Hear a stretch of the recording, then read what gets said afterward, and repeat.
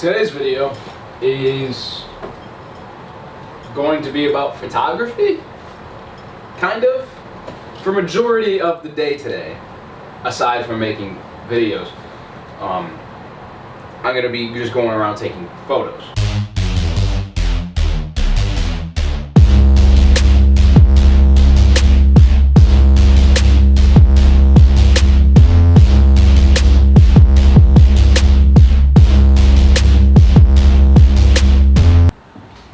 Oh hey, didn't see you there.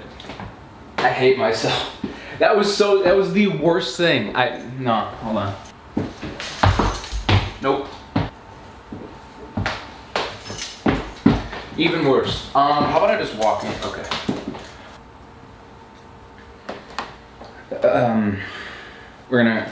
Here's my cameras. I wanted to do a cool overhead angle here. Latch the camera onto this thing. But it would pull it out of the ceiling because the camera's too heavy. So sorry for the no overhead. We're just gonna go right here.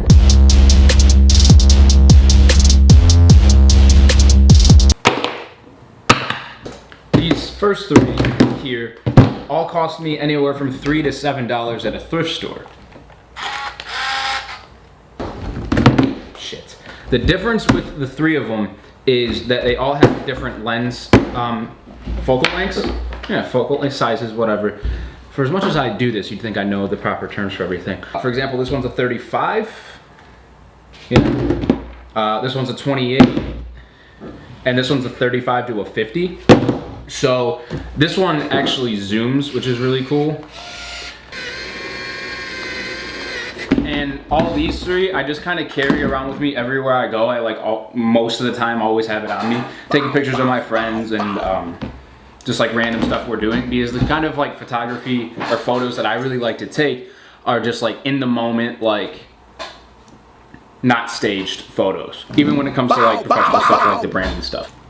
This camera, on the other hand, why would I do that? Why, you know what, here's the replay of me throwing it up and kept, stupid. Anyway, it's the Canon AE-1 from 1976. It's an actual proper film camera. None of these are just cheap plastic, like $3 or whatever. They all more or less load the same way. This one's a little bit more automatic since it's cheap and everything's just kind of done for you. Now it's ready to take a photo.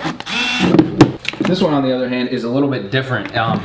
It's still the same, it's just a couple more steps because it's more, do it yourself.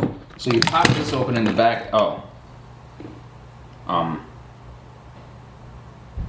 didn't know there was film in there. As the film's exposed to light, that's how it takes the photo. So these first few photos that I take will not be any good because they're just washed out by the light. But as I crank it and take a few photos, when I crank it here, it advances this way into the roll or out of the roll. It doesn't matter. And then you take your photo and advance it to the next one. So I got the first 5 or so frames out of there, and now it'll be good to go. The reason I like shooting film so much is because it's just a different look than these photos. Even in these photos, I've kind of made my own Lightroom presets to like kind of mimic film with like the grain and everything, but that's different. That's still processed. You could tell it's taken on one of these digital cameras. But with film, when it's actually on film, you can get that like early 2000s, late 90s kind of look you want to get sometimes. You can get very vintage, like you can like see the air, which sounds stupid, but like you can see like the little like dust particles and everything that's in the air, which is really cool. I'm gonna set up some stuff here and take some photos. This is a cool background, so I guess here's those. Bow, bow, bow, bow. Back up here, because why wouldn't I be? Do you see this? Like,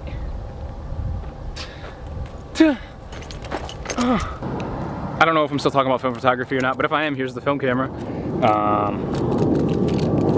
It looks different. You can't see, you can't tell, but I took some pictures here. And that might be, oh no, I'm gonna go over there. Bow! All right, ready? So I'm not moving the camera. I'm gonna take a photo and put me in a bunch of different places and then edit it. Ready? Check it out. Rimbadale! All right, that is the end of the video.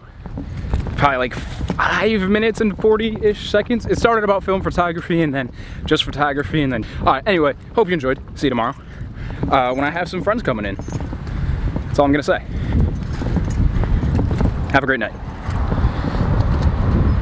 Be nice to other people and look at the view.